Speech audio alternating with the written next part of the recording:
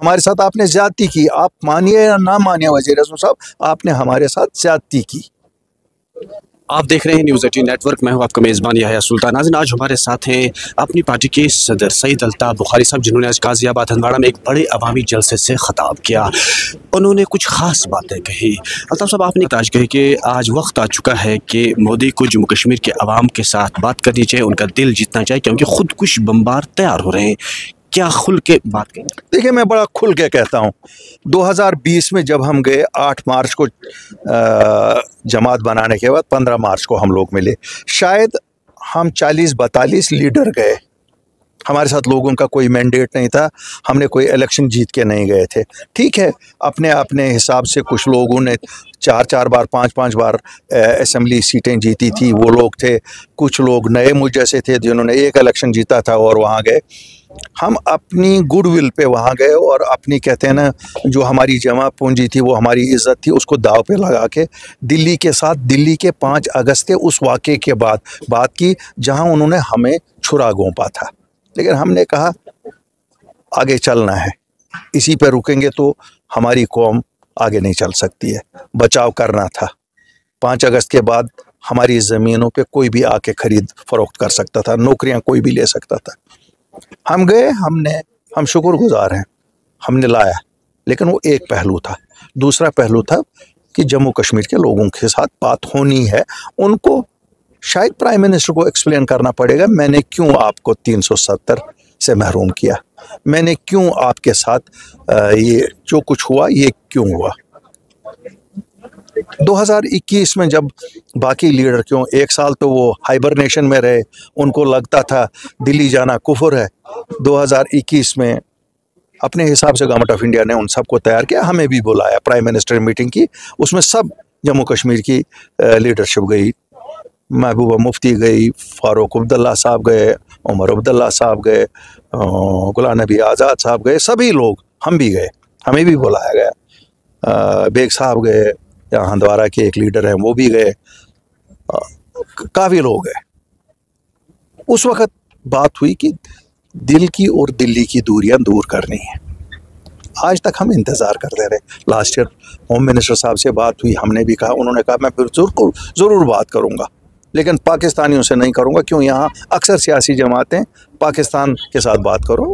उन्होंने कहा नहीं, मैं लोगों से बात करूँगा, और हमने वेलकम किया, यही बात सही है, अपने लोगों से बात करो। लेकिन वही कहते हैं ना, वादा हो रही है, बात नहीं हो रही है। तो वक्त आया है कि जम्मू कश्मीर के लोगों के साथ बात की जाए, नौजवानों के साथ बात की जाए, क्यों ये आपके अपने लोग हैं। आप लद्दाख वालों से बात कर रहे हैं, अच्छी बात है। लद्दाख वो था जो मांगता था यूनियन टेरिटरी, जम्मू कश्मीर नहीं मांगता था। हमें आपने थोपा, हमारे साथ आपने ज्यादती की, आप मानिए या ना मानिए वज़ीर आज़म साहब, आपने हमारे साथ ज्यादती की।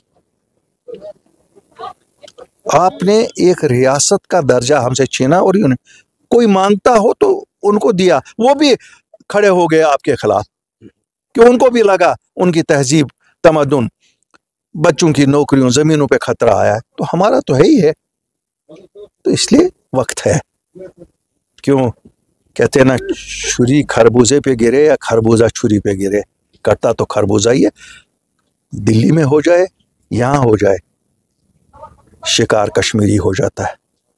और मुझे कोई शर्म नहीं है कहने में, कश्मीरी मुसलमान हो जाता है। इसलिए बात करनी पड़ेगी, ज़रूर करनी पड़ेगी, और जितना जल्दी की जाए उतनी इसकी जल्दी है। क्योंकि डॉक्टर भी उस शोबे में, देखो डॉक्टर, ये एक एबरेशन भी मैं कह सकता हूँ, लेकिन हालात किस तरफ जा रहे हैं ये कुछ अच्छे नहीं है। बस एक ही बात मैं आपसे जानने को, फिर आपने एक इशारा दिया आज कि किसी भी वक्त जम्मू कश्मीर में हालात जो है बदल भी सकते हैं, इलेक्शन का बिगुल भी बढ़ सकता है, क्योंकि आपने कश्मीर कुछ ऐसी कहावतें कही कि कुछ हालात ठीक नहीं है।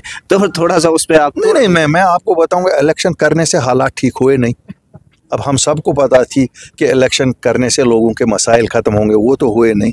इलेक्शन बेमानी चीज़ें हैं। जब तक ना लोगों से बात की जाए, जब लोगों से बात की जाएगी, इलेक्शन होना ना होना, मैंने कश्मीरी कहावत कही थी, बेरश फेंगान, मैं ये पता है बेर कच फेंगा कच चीज़ अच्छा पता आसान क्या गए। तो बुझ बाकी हमें कोई ये इल्म नहीं है कि क्या हो रहा है क्या नहीं हो रहा है।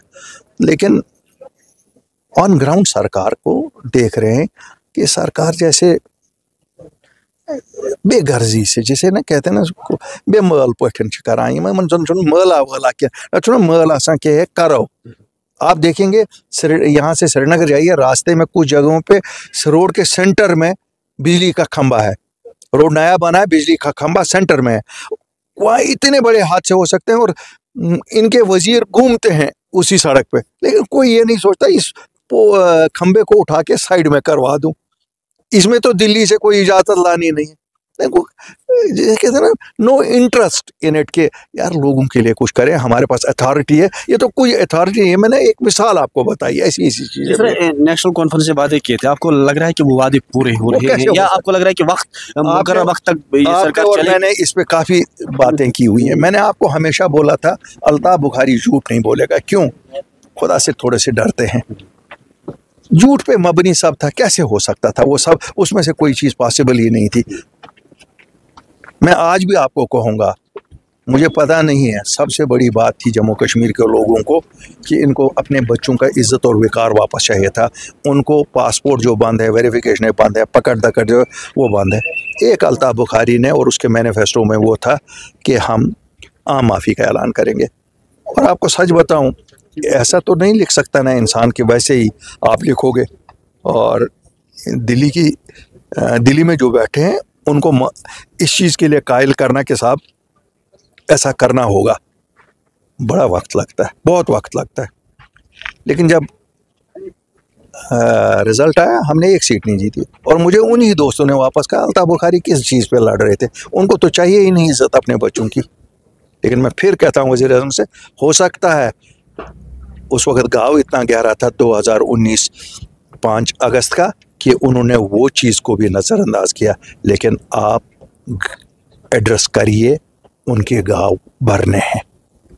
तालीम को मजहब के नाम पे बांटने की इजाज़त नहीं दी जाएगी, आपने अभी भी कहा। क्या कहें? हाँ, मैं तो कहता हूँ, आपको खुल के कहता हूँ, नहीं हो सकता है, ये नहीं हो सकता है। बीजेपी छोड़ के कोई भी कहे, हो नहीं सकता है। जिस दिन वो होगा उस दिन मुल्क का शिराजा बिखर जाएगा। हमारे साथ आपने ज्यादती की, आप मानिए या ना मानिए वज़ीर आज़म साहब, आपने हमारे साथ ज्यादती की। आप देख रहे हैं न्यूज़ 18 नेटवर्क, मैं हूं आपका मेज़बान याह्या सुल्तान। नाज़रीन, आज हमारे साथ हैं अपनी पार्टी के सदर सईद अल्ताफ बुखारी साहब, जिन्होंने आज गाज़ियाबाद हंदवाड़ा में एक बड़े अवामी जलसे से खिताब किया। उन्होंने कुछ ख़ास बातें कही। अल्ताफ साहब, आपने आज कही कि आज वक्त आ चुका है कि मोदी को जम्मू कश्मीर के अवाम के साथ बात करनी चाहिए, उनका दिल जीतना चाहिए, क्योंकि खुदकुश बम्बार तैयार हो रहे हैं। क्या खुल के बात करें? देखिए, मैं बड़ा खुल के कहता हूँ, 2020 में जब हम गए 8 मार्च को जमात बनाने के बाद 15 मार्च को हम लोग मिले। शायद हम 40-42 लीडर गए, हमारे साथ लोगों का कोई मैंडेट नहीं था, हमने कोई इलेक्शन जीत के नहीं गए थे। ठीक है, अपने अपने हिसाब से कुछ लोगों ने 4-4 बार 5-5 बार असेंबली सीटें जीती थी, वो लोग थे। कुछ लोग नए मुझ जैसे थे जिन्होंने एक इलेक्शन जीता था और वहाँ गए। हम अपनी गुडविल पे वहाँ गए और अपनी, कहते हैं ना, जो हमारी जमा पूंजी थी, वो हमारी इज़्ज़त थी, उसको दाव पे लगा के दिल्ली के साथ, दिल्ली के 5 अगस्त के उस वाक़े के बाद बात की जहाँ उन्होंने हमें छुरा घोंपा था। लेकिन हमने कहा आगे चलना है, इसी पे रुकेंगे तो हमारी कौम आगे नहीं चल सकती है। बचाव करना था। 5 अगस्त के बाद हमारी ज़मीनों पे कोई भी आके ख़रीद फरोख्त कर सकता था, नौकरियां कोई भी ले सकता था। हम गए, हम शुक्रगुजार हैं, हमने लाया। लेकिन वो एक पहलू था। दूसरा पहलू था कि जम्मू कश्मीर के लोगों के साथ बात होनी है, उनको शायद प्राइम मिनिस्टर को एक्सप्लेन करना पड़ेगा, मैंने क्यों आपको 370 से महरूम किया, मैंने क्यों आपके साथ ये जो कुछ हुआ ये क्यों हुआ। 2021 में जब बाकी लीडर, क्यों 1 साल तो वो हाइबरनेशन में रहे, उनको लगता था दिल्ली जाना कुफर है।